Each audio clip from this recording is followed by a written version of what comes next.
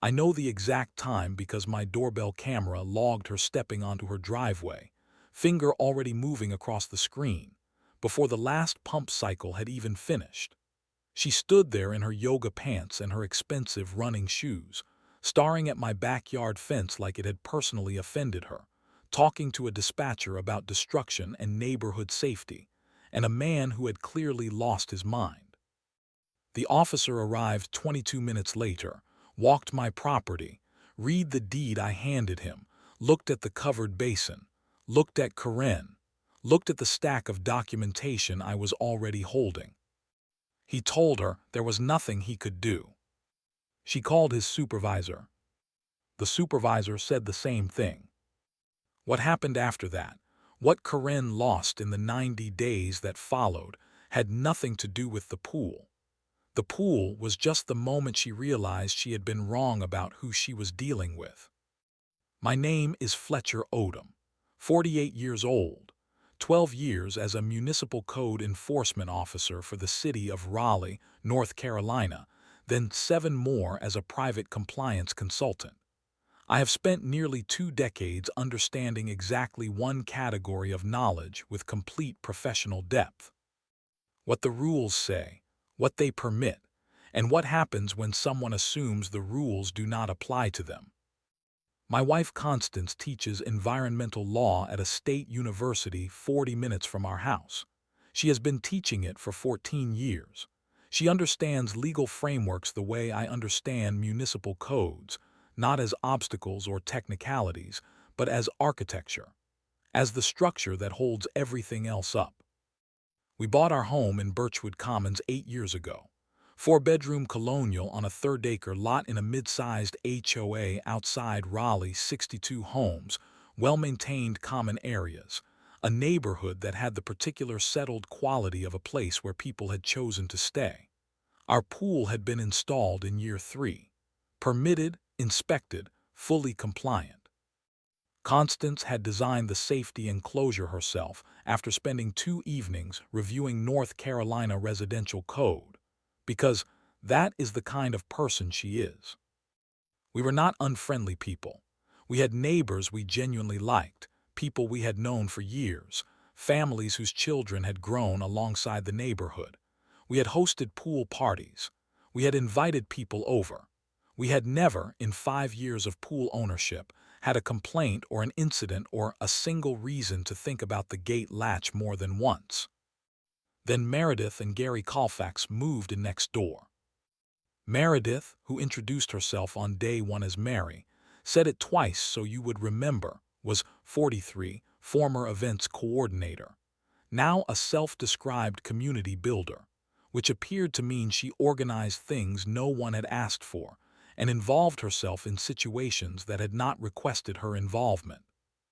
Gary worked in logistics, traveled 4 days a week, and had the mildly absent quality of a man who had learned that most situations resolved themselves if you gave them enough time. Their 2 children were Jalen, 11, and Priya, 8. Both were loud, energetic, and had the specific confidence of children who had been told their feelings mattered more than other people's property. The first incident happened 6 weeks after they moved in, a Tuesday afternoon in July. I was working in my home office when my rear camera triggered. I looked at the phone. Jalen and Priya were in our pool, alone. No adults. Jalen was on the diving ledge. Priya was in the shallow end with a foam noodle that belonged to us. I walked outside, asked them calmly to get out, asked them how they had gotten through the gate. Jalen said his mom had shown him how to lift the latch while pushing the bottom of the gate inward simultaneously, a 2-step motion designed to prevent children from entering unaccompanied. Meredith had taught her 11-year-old how to defeat a child safety latch. I walked them home. Meredith answered the door in workout clothes, slightly breathless, a smoothie in one hand. She looked at her children, then at me, with the expression of someone processing a situation she had not expected to become a situation.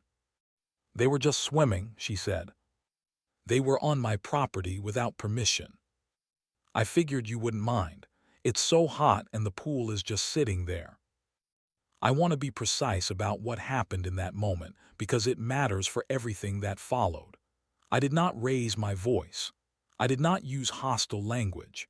I said, clearly and directly, that the pool was private, that entry without permission was not acceptable, and that I needed her to ensure her children understood this. Meredith said she would talk to them. She talked to them. I know this because 2 weeks later, when it happened again, Jalen told me his mom had said it was probably fine as long as we were not home. He was 11. He repeated what he had been told. I began documenting from that point. A dedicated notebook, physical, dated, written within 24 hours of each incident. 12 years in code enforcement teaches you that the record is everything. That memory is unreliable, narrative is malleable, and the only thing that holds its shape under pressure is contemporaneous documentation. Over the next 16 months, I made 37 entries. Incident 4. Priya alone, inflatable unicorn float our pool 4:30 on a school day. I was 2 rooms away. Incident 9. Both children plus a third child I did not recognize. Someone's cousin, it turned out. Meredith had sent 3 children to a pool she did not own. Incident 14. I had replaced the standard latch with a combination lock, 4 digits. The combination lock was on the ground beside the post. Someone had not broken it. Someone had used a tool to remove the mounting screws. The screws were gone. The mounting plate had been pried. My combination lock had been physically removed from my gate by someone who wanted access to my pool. I called Constance at work. She was between classes. I told her what I had found. There was a silence on the line. "Pride," she said. The mounting plate was bent outward, screws removed. "That's not a child doing that." "No," I said, "it's not." I filed a police report that afternoon, not for the trespassing, for the property damage.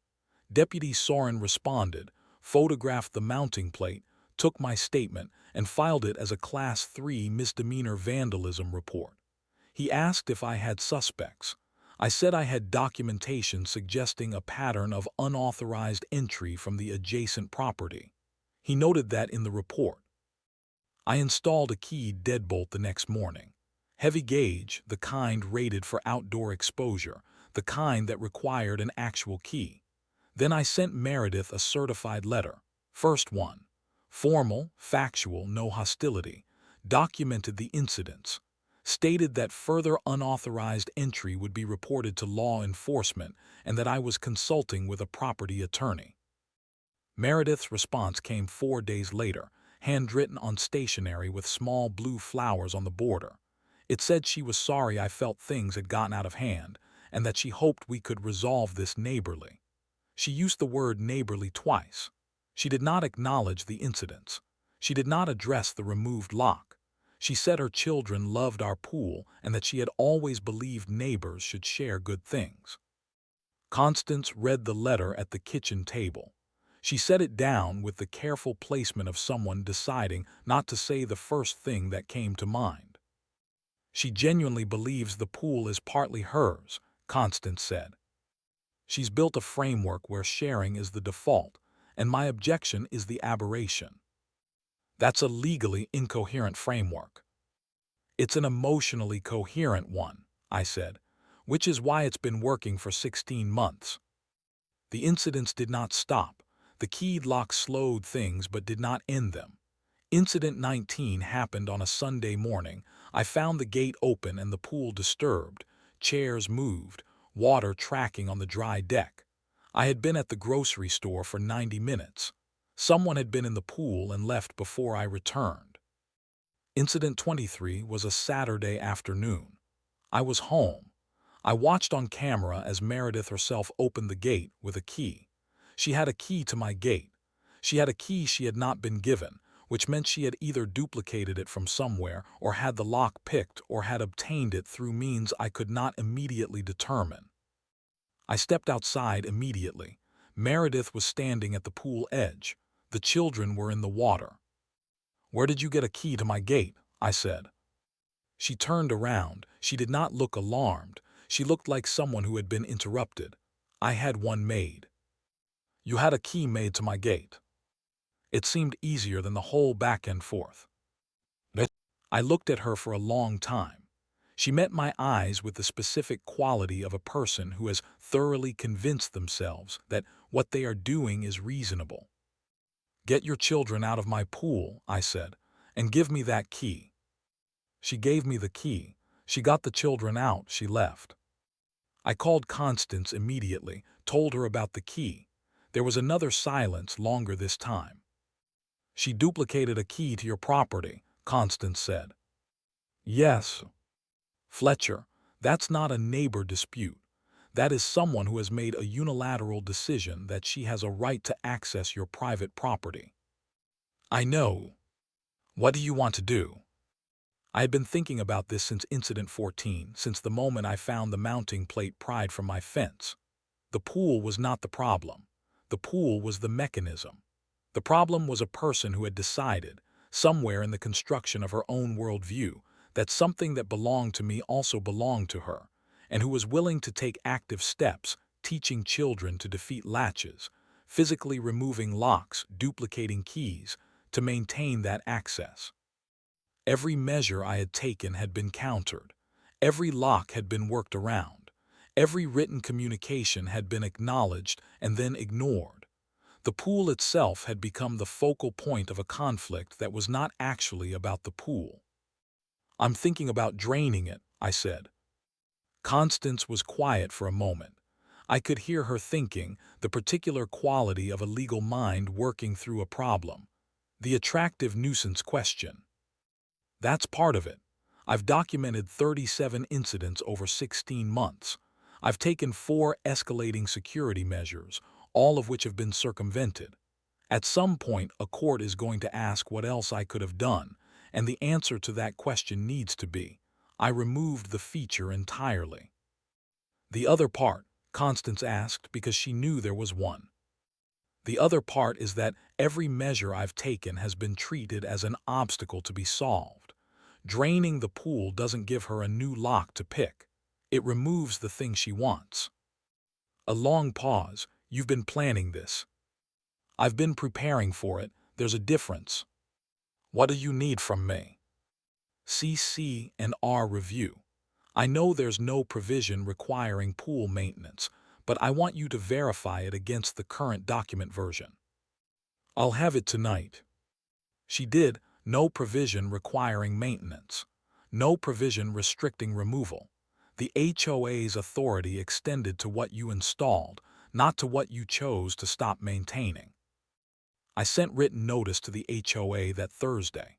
Formal letter to the board president, a retired engineer named Harold Fisk, who ran meetings like the precise, organized man he was. Informed him that I would be decommissioning my residential pool the following Saturday for safety compliance reasons. No request for permission. Notice, because it was the correct thing to do, and because I wanted the board's documentation to include my notification. I also sent a certified letter to Meredith. This one was longer than the previous 3. It summarized all 37 incidents with dates. It documented the 4 security measures I had installed and how each had been circumvented. It documented the key duplication, specifically date, what I had observed, what she had said when I confronted her. It stated that, as a result of this 16-month pattern, I had determined that maintaining the pool created an unacceptable and ongoing liability, and that I would be draining and decommissioning it on Saturday. I included, as a final paragraph, a statement that I was preserving all documentation, written communications, police reports, camera footage, and the incident log, and that I would be consulting with a property attorney regarding the key duplication specifically, which under North Carolina statute constituted unauthorized access to secured property. Constance proofread the letter at the kitchen table. She made 2 small revisions to the legal language, because 14 years of environmental law gives you a particular sensitivity to precision. Then she signed as a witness to its drafting and mailing. The certified green card came back 3 days later. Meredith had signed for it at 1:47 in the afternoon. She knocked on our door that evening. Gary was with her. This was the first time Gary had appeared at our door in relation to any of this. He stood slightly behind Meredith, hands in his jacket pockets, with the expression of a man who has recently read a certified letter and understood, possibly for the first time, the full weight of the situation. Meredith spoke first. She asked, with a combination of hurt and disbelief that seemed genuine, whether I was really going to drain the pool over what she called a misunderstanding about access. "Meredith," I said, "your children have entered my property without permission 37 times. You taught your son to defeat a child safety lock. You, or someone acting with your knowledge, removed a combination lock from my gate with a tool. You duplicated a key to my property. I have documentation for all of it." "We're neighbors," she said. "We're supposed to." "I've sent 4 certified letters," I said. "The first one asked you to stop. The last one told you I was draining the pool. You are standing on my porch asking why." Gary spoke. His voice was quiet, the voice of a man choosing words carefully. "Is there anything we can do at this point that would change your decision?" I looked at him. He was asking directly. He was not reframing. He was asking for information. "No," I said. "The documentation is complete. The decision is made." Gary nodded once. He touched Meredith's elbow. "Okay," he said to me and to her simultaneously. He steered her gently off the porch. She turned back at the bottom of the steps. "You're doing this to punish us." "I'm doing this because 16 months of every other option produced no result," I said. "Have a good night." I closed the door. Constance was in the hallway. She had heard everything. She looked at me with the expression she reserves for moments when something has been handled correctly. "Gary understands," she said. "Gary has been reading the certified letters." "Meredith hasn't."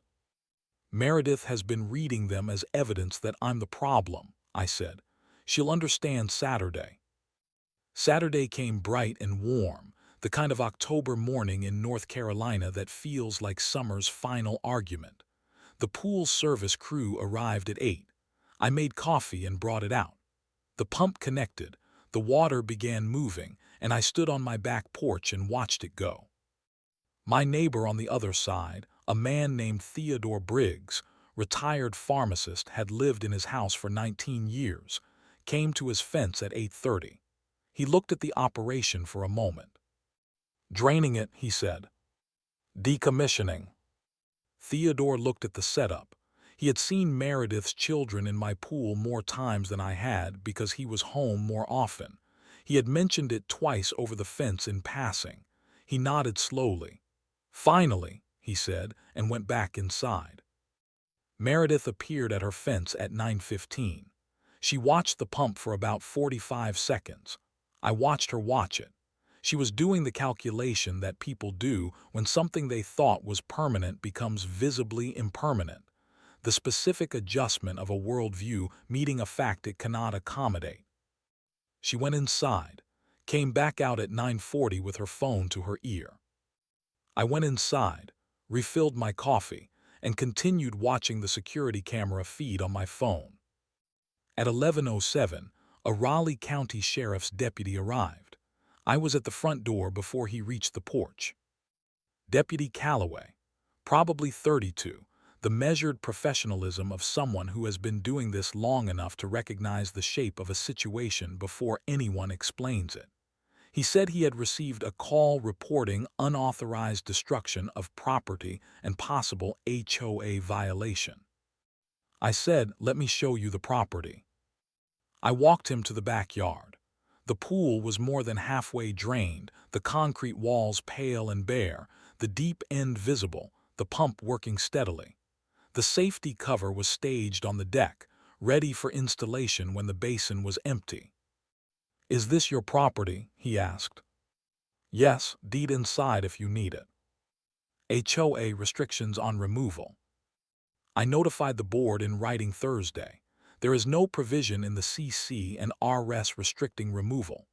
I handed him the notification letter and the relevant CC and R pages, which I had printed and clipped together that morning. I also have the North Carolina Residential Code compliance documentation for pool decommissioning, which this procedure follows.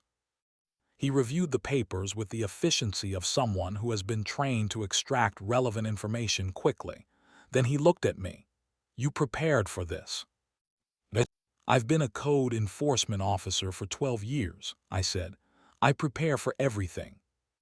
I handed him the second folder, not the CC and RS, the incident log.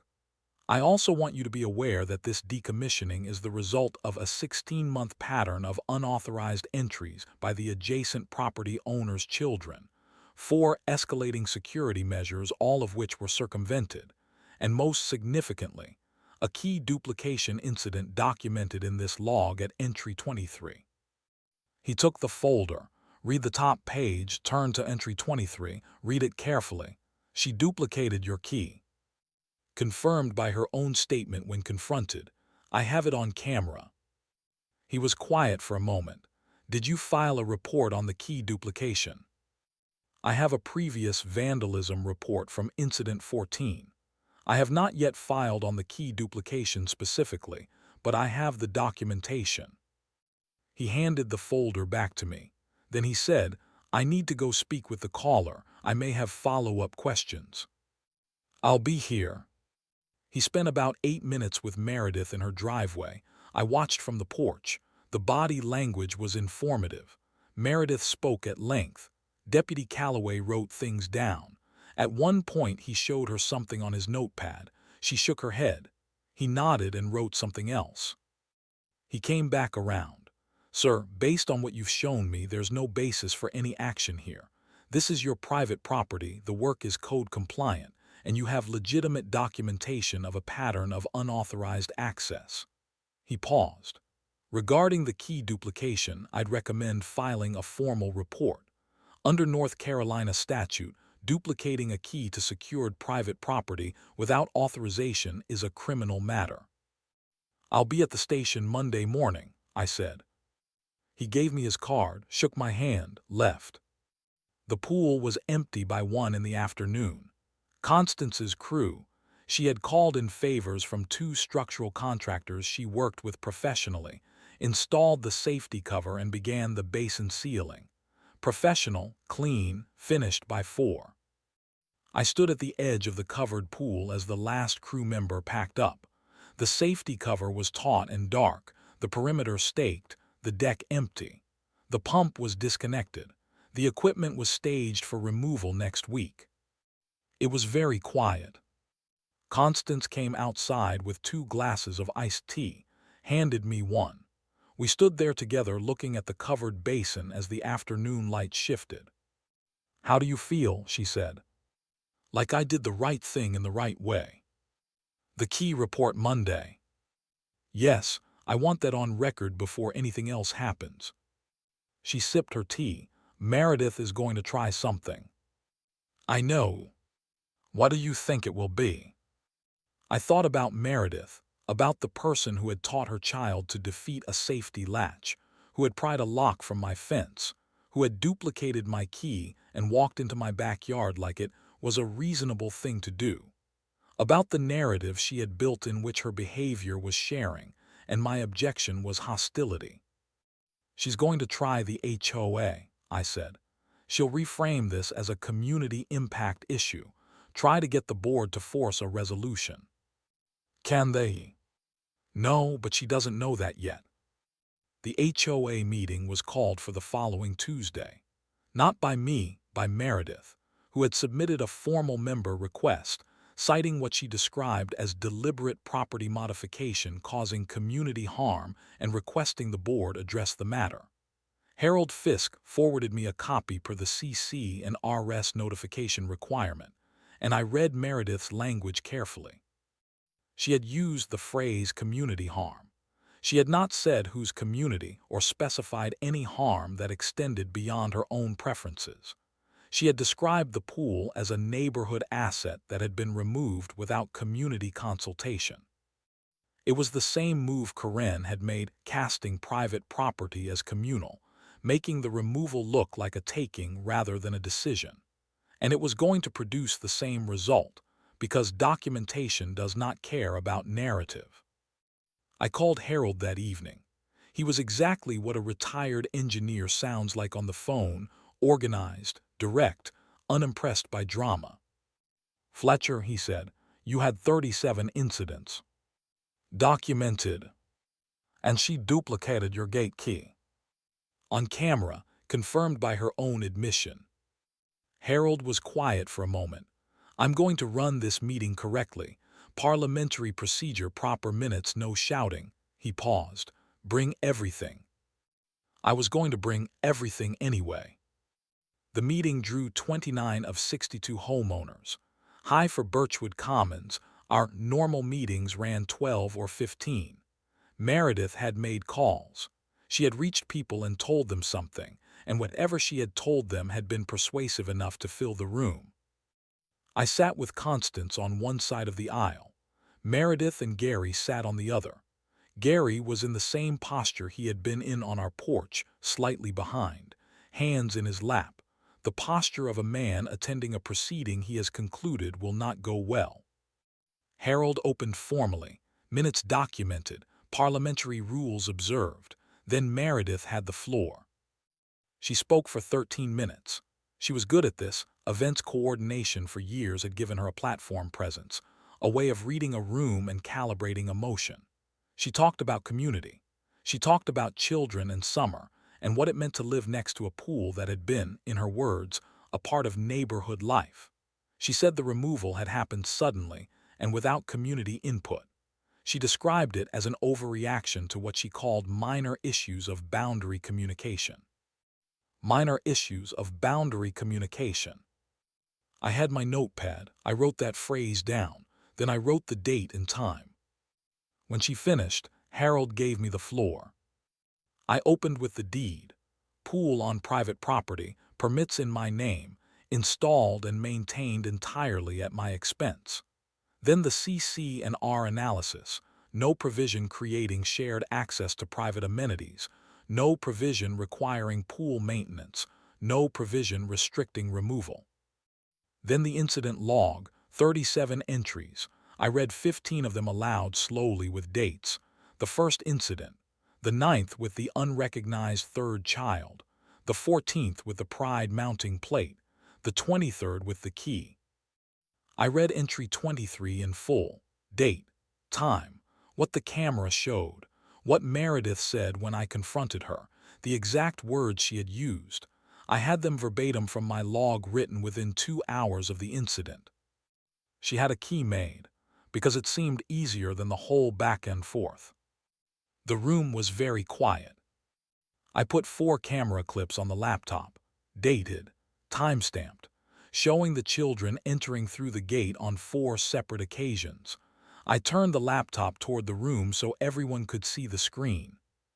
Then I put the 4 certified letter receipts on the table, all 4, Karen's signatures, Waite Meredith's signatures, all 4 with dates. "I want to be clear about something," I said. "I sent 4 certified letters over 16 months. I filed police reports. I installed and replaced 3 security measures that were all circumvented. I complained to this HOA in writing 8 months ago." I paused. "And I want to specifically address the key duplication, because I think it is important that this board understands the full picture." I turned to address the room directly.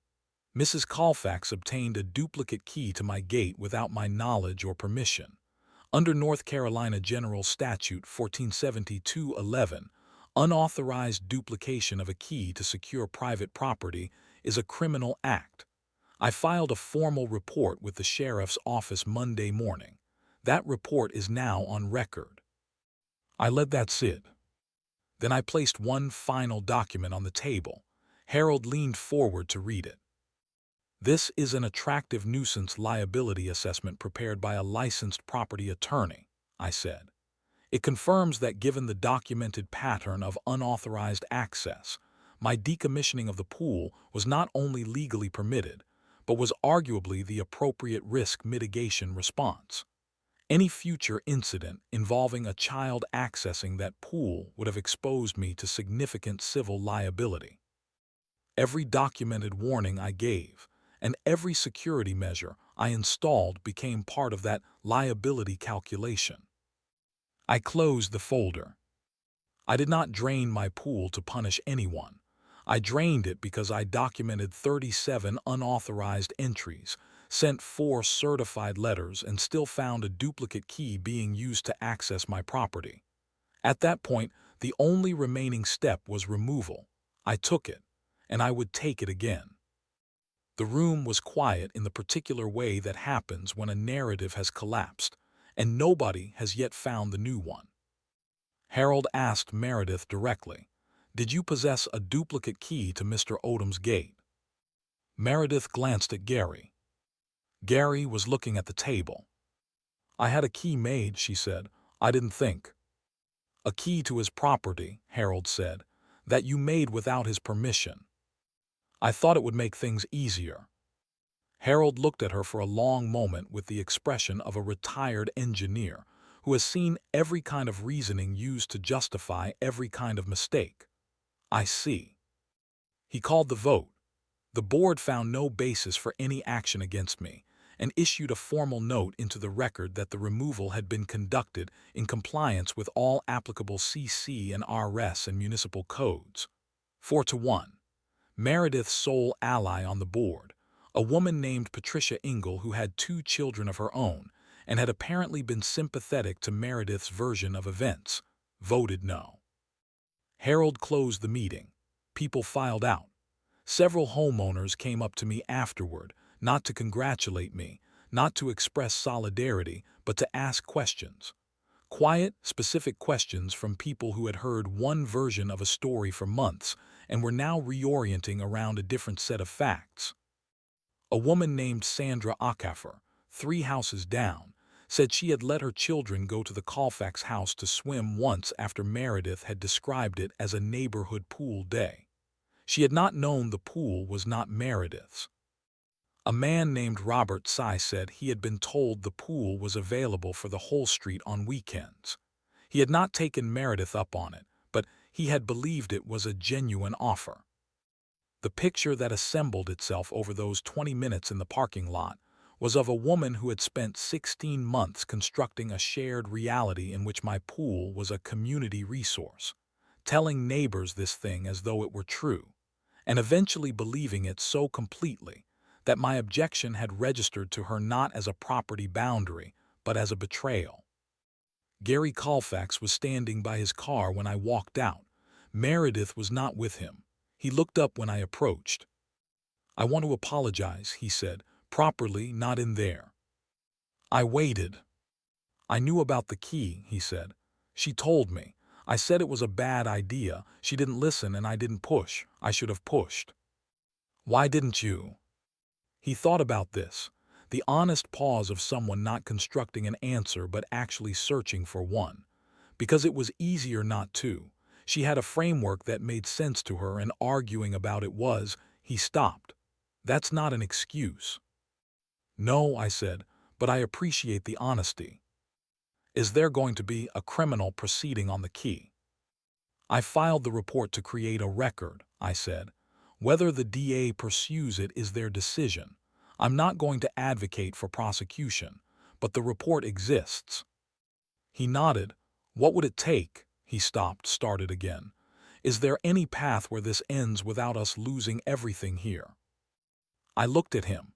He meant their standing in the neighborhood, their relationships, the social fabric that Meredith had been building for 3 years, partly on a foundation that wasn't hers to build on. "Accountability," I said. "Not to me, to the community. The people she told the pool was available. The people she used to build a story that wasn't true. That's what it would take." He was quiet for a moment. "She's not going to do that easily." "I know." He got in his car. I watched him drive away. Constance appeared at my shoulder. She had been speaking with Harold near the entrance. Harold's going to send the minutes to all 62 households, she said. Full documentation included. He said the membership should have the complete picture. Good. He also said Meredith's board ally, Patricia, came to him after the vote, asked to see the incident log herself. Harold thinks she's going to resign from her position on the advisory committee. I absorbed this. She was operating on Meredith's version. Most of them were, Constance said. That's how this works. One person builds a reality and everyone around them lives in it until the documentation shows up. We drove home. The neighborhood was quiet in the way that follows something significant, not restored normalcy, but the specific quiet of a community that has received new information and has not yet finished processing it. I went to the backyard, stood at the edge of the covered pool in the evening air. The safety cover was dark and taut, the yard still. Above the fence line, the Colfax house was lit in the windows, ordinary domestic light that told nothing about what was happening inside. 3 weeks later, the formal minutes arrived in every mailbox in Birchwood Commons. Harold had been thorough. 6 pages, fully documented, including the incident summary, the key duplication finding, and the board's formal decision. Clear, factual, and complete. I do not know exactly what Meredith did in the days after those minutes arrived in her neighbors' mailboxes. I did not watch for it. I did not track it. I had spent 16 months building a record and executing a response, and I was done with the active portion of the matter. What I know is what Theodore Briggs told me over the fence 2 weeks later, with the measured delivery of a man who has been watching something for a long time and is reporting facts without embellishment. Sandra Acaffer had knocked on Meredith's door and asked, directly, whether Meredith had described a private pool as a neighborhood resource. The conversation had lasted 40 minutes. Robert Sy had done the same thing. Harold had received 2 separate inquiries from homeowners asking whether any further HOA action was warranted. Gary had taken a week of remote work and had been visible around the house more than usual. Their children had been quieter at the fence line. Meredith had stopped attending the neighborhood walking group she had organized herself. 3 months after the pool was drained, the Colfax house went on the market. I heard about it from Theodore, who had seen the lockbox on the door before the listing went live. The listing described the property as a charming colonial in a quiet, well-established community. The photographs did not show the fence line. It sold in 41 days. On the day the moving truck arrived, Gary carried boxes to the truck with the focused efficiency of a man completing a task. Meredith directed the movers with her old events coordinator's precision. The children ran back and forth through the house in the particular chaos of a family relocating. I was in my backyard with coffee, doing nothing that required attention. Gary saw me over the fence. He stopped, looked at me for a moment. Then he raised one hand in a brief, simple gesture, not a wave exactly, something more specific than that. An acknowledgement, the kind that does not require words because the words would be too much or not enough. I raised my coffee cup in return. He went back to carrying boxes. I went inside, sat at my kitchen table, opened the incident log to the final page, the last entry I had made the day the pool was drained, and wrote one more line below it. Matter concluded, no further incidents, documentation retained. I closed the notebook. 6 months later, in April, the new owners moved in. A couple in their mid-40s named the Martins. She was a pediatric nurse. He was a high school basketball coach. They had no children. They had a dog named Biscuit who had opinions about squirrels. On their second weekend in the house, Coach Martin came over to introduce himself properly and ended up staying for 2 hours talking about North Carolina basketball. His wife brought over a casserole on Sunday. Neither of them ever mentioned the pool. Neither of them ever looked over the fence with anything other than the ordinary neighborly awareness of 2 households sharing a property line. In May, Constance said she missed doing laps in the morning. I called the pool service company on a Thursday. They came Saturday. 6 hours to refill. New filter media installed. Chemical balance established over 3 days. The following Tuesday morning, Constance was in the water at 6:15. Clean, straight laps, the same she had done for 5 years before all of this. The morning light coming over the fence in the particular way it does in Carolina spring, gold and low and specific. I watched from the porch with coffee. The gate latch worked exactly as designed. The pool sat inside its proper fence, on its proper property, doing exactly what it had always been built to do. I floated for a while on Sunday afternoon, stared at the sky, did nothing productive. The water was warm, the neighborhood was quiet, everything was precisely where it was supposed to be. I stayed in the water until the coffee I had left on the deck edge went cold. Then I climbed out, dried off, went inside, and lived my life in the specific piece of a man who did the work, built the record, and was completely done with the matter. A pool is just water in a hole. What surrounds it, the rules, the rights. The documentation, the patience, that is the thing that actually holds.